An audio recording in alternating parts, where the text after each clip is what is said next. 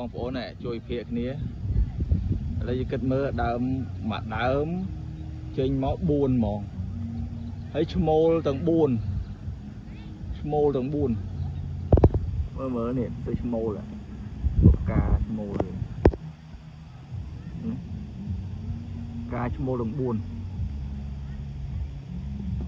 ស្នោតបងមើលផ្ទាល់ដឹងវាអត់ដែរអត់ឆ្លងនៅស្រុកខ្ញុំខាងគ្រីវង